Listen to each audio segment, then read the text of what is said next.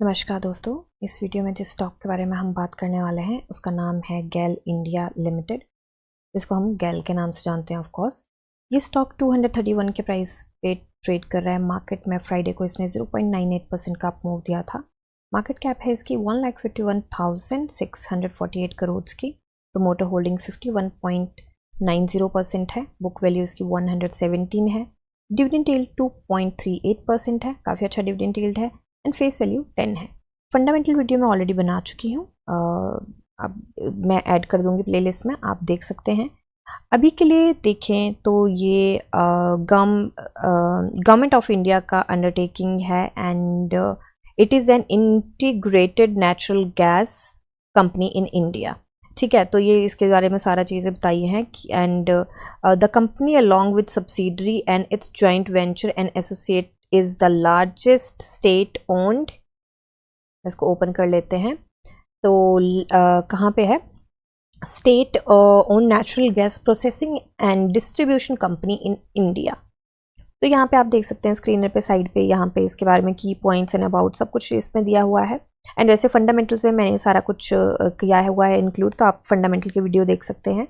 अभी के लिए देखें तो स्टॉक 50/200 दोनों डीएमए से ऊपर ट्रेड कर रहा है, जो कि एक अच्छी बात है। पी रेशो की बात करें तो मीडियन से ये थोड़ी सी ऊपर है एंड काफ़ी हाई होकर ये नीचे आई है 20.80 एंड 20.4, 20.4, तो 20.80 से होके आई है ये। एंड मैक्स पे देख लेते हैं कितनी गई थी ये, तो मैक्स पे ये 37.70 से भी होके आई है। तो अभी छोटू सी ऊपर है। 1 मंथ के टाइम स्पैन पे देखें तो मीडियन चेंज हो चुका है एंड मीडियन से अगेन छोटू सी ऊपर है, तो कोई दिक्कत परेशानी की बात नहीं है। ग्रॉस प्रॉफिट मार्जिन की बात करें तो ग्रॉस प्रॉफिट मार्जिन 21.02 पे है एंड पहले 19.99 पे था, तो ये थोड़ा सा इंक्रीज़ हुआ है मार्च में। जो इसके रिजल्ट की बात करें तो क्वार्टर ऑन क्वार्टर सेल्स जो है वो डिक्रीज़ हुई थी। होपफुली इस बार अच्छा रिजल्ट आएगा एंड इसका जो ग्रॉस प्रॉफिट मार्जिन है वो भी ऊपर को यहाँ पे रिकवरी के मोड में चला हुआ है, तो होपफुली वो भी रिकवर हो जाएगा। अच्छा, इसकी रिजल्ट की डेट आ चुकी है एंड वो है 30 जुलाई। एंड क्योंकि मैं काफ़ी टाइम के बाद वीडियो बना रही हूँ तो आपको ऑलरेडी पता ही होगा होपफुली, अगर न्यू व्यूअर्स नहीं है तो। अभी के लिए शेयर होल्डिंग पैटर्न की बात करें तो जून में प्रमोटर्स ने शेयर होल्डिंग बढ़ाई है अपनी 0.02% से अपनी होल्डिंग बढ़ाई है। एफआईआईज ने भी होल्डिंग बढ़ाई है, 14.17 था पहले एंड 15.20 हो गया है, तो 1.03% इन्होंने होल्डिंग बढ़ाई है। डीआईआईज की होल्डिंग कम हुई है एंड गवर्नमेंट की होल्डिंग जो है मार्च में 7.63% हो गई थी, कम हो गई थी थोड़ी, एंड इस बार भी सेम ही है। तो जो पब्लिक के पास है वो, क्योंकि एफआईआईज ने अपनी होल्डिंग कम करी है तो पब्लिक के पास वो काफ़ी चंक गया हुआ है एंड 7.14% हो गया है पब्लिक के पास, पहले 6.75% था। And number of share holders जो है 15,17,622 है, पिछली बार 12,27,209 थे, तो इसमें भी काफ़ी अच्छा जंप यहाँ पे देखा गया है। 3 लाख के आसपास का जंप देखा गया है ऑलमोस्ट, तो ये काफ़ी अच्छा जंप है। अभी के लिए चलते हैं इसके चार्ट पे देखिए, सबसे पहले मैंने एक ऑसिलेटर और एक इंडिकेटर लगाया है। इंडिकेटर जो है वो है हमारा बोलिंजर बैंड एंड ऑसिलेटर जो है वो है हमारा आरएसआई का। तो यहाँ पे मैं आपको थोड़ा सा एक्सप्लेन कर दूं, क्योंकि मेरे को कमेंट आया था कि बहुत सारी लाइंस लगाई हैं यहाँ पे, मैं पिकासो बन रखी हूँ, तो मैं पिकासो इसलिए बनी हूँ।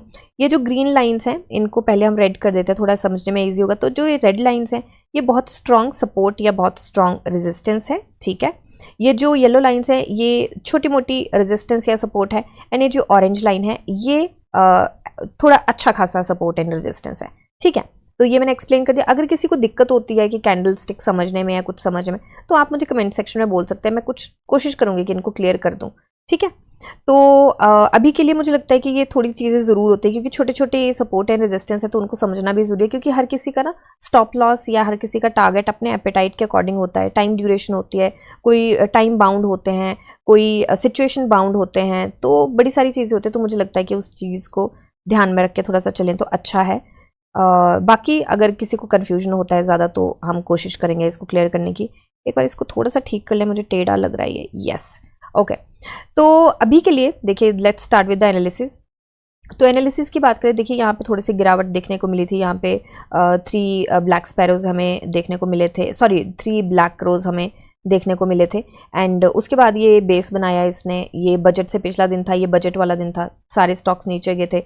रिवर्सल भी मिला था, उस दिन हमें डाउन मूव मिला है 1.38% का। उसके बाद ये स्टॉक ने थोड़ा सा स्ट्रांगली अपने आप को होल्ड किया, उसके बाद इसने काफ़ी अच्छे मूव दिए हैं।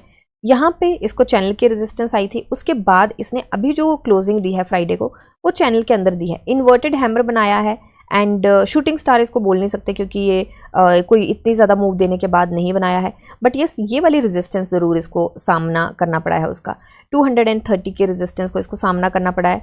230 की नहीं है, सॉरी 230.59 के आसपास की है, 230.64 पे ये ट्रेड करा है, 230.28 पे हम लेके चले थे। तो ये रेजिस्टेंस जो है थोड़ा सा इसको भी क्लीन कर लेते हैं।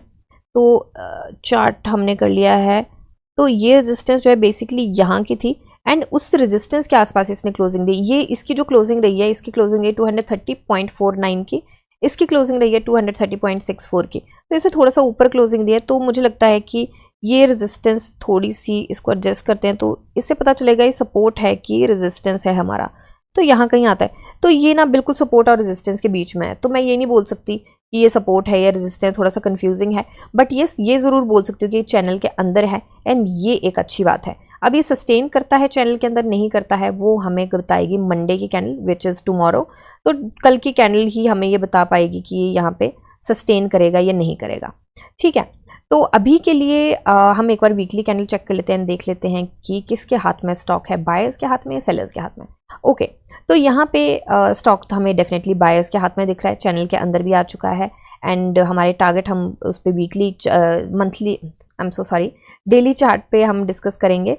अभी के लिए अगर हम देखें RSI को, तो RSI जो है हमारी वो इस टाइम चल रही है 68.80 पे एंड इस RSI को हिकअप मिलता है यहाँ पे कहीं जाके विच इज 72 या 73 के आसपास हिकअप मिलता है। तो अभी RSI के पास रूम भी है, RSI यहाँ पे स्मूथ मूविंग एवरेज को भी यहाँ से नीचे से कट करिए, ये भी एक अच्छा साइन है, बट पहले भी कट किया था एंड ऊपर जा नहीं पाई।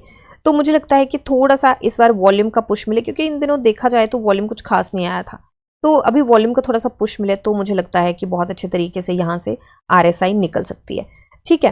तो अभी के लिए, और अगर देखा जाए तो ये वाला पैटर्न बनता है तो 80 से अगर रिवर्सल लेते हैं तो 80 तक पहुंचने के लिए काफ़ी हेडरूम है RSI के पास, वीकली RSI के पास।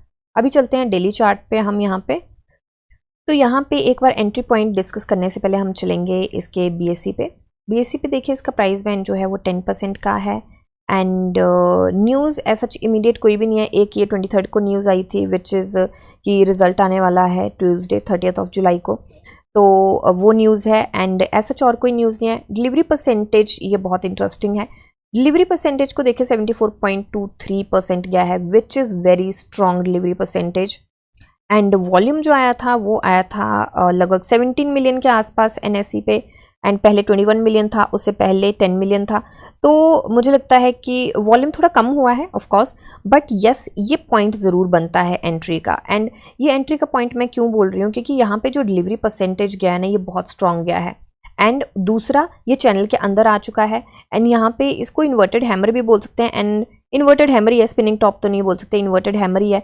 और ये ज़रूर ये बात बना रहा है कि यहाँ पे बना चुका है अपना होल्ड, पहले इसने बिल्कुल इसके एज पे क्लोजिंग दी थी एंड इस बार इसने रिवर्सल लिया है एंड उसके बिल्कुल अंदर क्लोजिंग दी है चैनल के।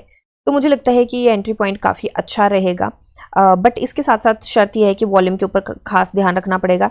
मुझे लगता है कि यहाँ पे इसको एक हिकअप मिल सकता है एंड ये स्ट्रॉन्ग हिकअप हो सकता है, क्योंकि इसका भी हाई है एंड इसका भी हाई है, इसका भी हाई है, इस कैंडल का ये ओपनिंग रही है, ठीक है। एंड उसके बाद यहाँ से कहीं ना कहीं इसको यहीं से रिजेक्शन मिली है, तो 233.75 पे हम ये रेजिस्टेंस लेके चले हैं एंड कहीं ना कहीं ये थोड़ा सा नीचे है, ये थोड़ा सा ऊपर है, ये काइंड ऑफ एग्जैक्ट है। थोड़ा सा इसको एडजस्ट कर लेते हैं, ये मुझे लगता है एक्चुअली ये ठीक है क्योंकि इसका भी हाई यही है, तो मुझे लगता है कि ये ठीक सा लगा है एंड ये वाली रेजिस्टेंस को स्ट्रांगली फेस करना पड़ेगा। उसके बाद जो रेजिस्टेंस आएगी वो मुझे लगता है कि ये वाली आएगी एंड ये ऑरेंज लेके चलेंगे। इतनी स्ट्रांग नहीं है 2 कैंडल्स के, बट यस ये हाई की रेजिस्टेंस है तो स्ट्रांग थोड़ी बहुत तो रहेगी ही है। ट्रेडिंग व्यू की टेक्निकल एनालिसिस जो है यहाँ पे वो स्ट्रांग बाई की है एंड मुझे भी लगता है यहाँ बाई की अपॉर्चुनिटी तो बनती है। वॉल्यूम की बात करें तो वॉल्यूम थोड़ा सा मुझे लगता है कि इस पॉइंट पे थोड़ा सा कॉन्शियस होकर चलना चाहिए, क्योंकि देखिए निफ्टी पिछले वीक में थोड़ी सी चॉपी भी बिहेव किया उसने, बट फ्राइडे को उसने बहुत अच्छा मूव दिया था। तो आई रियली होप कि मंडे को भी सस्टेन करे मूव। अगर नहीं करती है तो आपको पता है कि सारे स्टॉक्स पे असर देखने को मिलता है। एंड इस स्टॉक की बात करें तो ये डेफिनेटली बुलिश पैटर्न एक बना रहा है एंड यहाँ से निकलने के भी काफ़ी चांसेस हैं। वैसे अगर देखा जाए तो इसने कुछ ही टाइम में ये काफ़ी अच्छे रन भी दिए हैं। एक बार चेक कर लेते हैं हम कि कितने टाइम में दिए हैं इसने। ये 27% के रन दिए हैं एंड कितने टाइम में दिए हैं, ये दिए हैं 13 मई से लेके 13 जुलाई तक की ले लेते हैं। तो मई जून जुलाई 2 महीने में दिए हैं। तो नॉट बैड, बट जिस तरीके का ये स्टॉक है उस तरीके के मतलब मुझे लगता है कि काफ़ी अच्छे मूव हो सकते हैं। तो अब ये थोड़ा सा कंसोलिडेशन जोन में ही मैं इसको बोलूँगी। वैसे तो अप ट्रेंड बन रहा है, बट जिस तरीके के मूव देता है स्टॉक उस तरीके से मैं बोलूँगी वैसे this speed is very nice, क्योंकि स्टडी जो चलता है स्टॉक वो मुझे लगता है कि लंबे समय तक चलता है एंड छोटे मोटे वो मूव देता ही रहता है। यहाँ पे देखें तो यहाँ पे भी कुछ वैसा सा ही पैटर्न बना था एंड नवंबर 2023 से लेके एंड ऑफ नवंबर की बात कर रही हूँ एंड यहाँ तक इसने दिए थे 70% के मूव। और ये कहाँ तक आए थे, नवंबर के दिसंबर स्टार्टिंग से लेके, तो मतलब ये 2.5 महीनों में 2.5 मंथ्स में इसने दिए थे 70% के आसपास के move, which is quite wonderful. तो मुझे लगता है कि यहाँ पे ये फिर से रैली के लिए तैयार हो सकता है, क्योंकि यहाँ पे थोड़ा सा कंसोलिडेशन जोन में भी गया था इसके आसपास। तो ये कितना 14 जून से लेके मुझे लगता है 26 जुलाई, तो सवा महीना के आसपास ये थोड़ा सा कंसोलिडेशन जोन में भी रहा है। तो यहाँ से मूव मिलने की संभावना है एंड बुलिश पैटर्न भी बना रहा है। तो हम अभी मंथ के एंड के टारगेट नहीं लेके चलेंगे क्योंकि 3 दिन है। तो मुझे लगता है जैसे कि हमने इसका प्राइस बैंड देखा वो एक बार चेक कर लेते हैं, मैं भूल ही गई, 10% का है। तो मुझे लगता है कि यहाँ पे मंथ के एंड के टारगेट तो मैं नहीं लेके चलूँगी, बट येस ये मुझे लगता है कि 10 अगस्त के आसपास के टारगेट हो सकते हैं। 10 अगस्त के नहीं, 30 को इसका रिजल्ट आने वाला है। तो रिजल्ट के पिछले दिन या रिजल्ट वाले दिन थोड़ा सा गिरावट भी देखने को मिलती है स्टॉक्स में। अब ये कैसे बिहेव करता है, मार्केट कैसी रहती है, वो एक डिफरेंट सिनेरियो है, बट जो यूजली होता है वो मैं बात करूंगी कि थोड़ी सी रिजल्ट वाले दिन गिरावट भी देखने को मिलती है। कल हो सकता है हमें जंप दिखे एंड रिजल्ट वाले दिन हल्की सी गिरावट दिखे। तो उस चीज़ को ध्यान में रखते हुए मैं ये 5th के आसपास के टारगेट लेके चली हूँ। Let me just see the calendar and calendar में 2nd तक का वीक है एंड उसके बाद 9th तक का है नेक्स्ट वीक, जो 2nd वीक रहेगा। तो मुझे लगता है कि 5th मंडे 7th तक के हम टारगेट लेके चलते हैं। मुझे लगता है 7th ऑफ अगस्त तक हम यहाँ तक रीच कर सकते हैं। अगर रिजल्ट बहुत अच्छा आया तो हम अपने टारगेट्स ऑफ कोर्स रिवाइज कर लेंगे एंड मुझे लगता है रन मिल सकता है। ठीक है, तो अभी के लिए एक और चीज़ मेंशन करना चाहूँगी, RSI जो है अभी 57.95 पे है। Daily RSI smooth moving average को नीचे से कट कर रही है, बट 40 की रेंज से 60 की रेंज में जैसे जंप करेगी RSI तो इसको यहाँ पे हिकअप भी आएगा। तो ये वाला जो है ना, वैसे भी इसका आग का दरिया है यहाँ से पार करने को। माफ़ी चाहती हूँ, गले में थोड़ी सी खराश है। तो अभी ये थोड़ा सा ना इसकी रेजिस्टेंस काफ़ी स्ट्रांग रहने वाली है। जैसे कि मैंने बोला आग का दरिया पार करने को हाई की भी रेजिस्टेंस है। तो मुझे लगता है कि ये इसको थोड़ा सा कॉन्शियस होकर चलें। इसी सब चीज़ों को ध्यान में रखते हुए मैं ये वाला टारगेट लेके चली हूँ एंड इस टारगेट को अचीव करने के लिए हमारे पास कितने ट्रेडिंग डेज हैं, 1 2 3 4 5 6 7 8, 7th का भी है, तो 8 ट्रेडिंग डेज है। मुझे लगता है 8 ट्रेडिंग डेज में this is quite nice target कि ये अचीव हो सकता है। शर्त ये है कि अगर रिजल्ट अच्छा है तो रिवाइज कर लेंगे, अगर बुरा आ गया कहीं और गिरावट देखने को मिली तब फिर से रिवाइज करेंगे, और मॉडरेट रहा तो मुझे लगता है कि ये हो सकता है रन मिले। ठीक है, तो ये सिर्फ मेरी ये सिर्फ मेरी एनालिसिस है, कोई बाई सेल होल्ड की रिकमेंडेशन नहीं है। आप अपनी एनालिसिस कीजिए, जानिए समझिए, पढ़िए और फिर इन्वेस्ट करिए। मिलते हैं नेक्स्ट वीडियो में, तब तक के लिए शुक्रिया एंड हैप्पी इन्वेस्टिंग।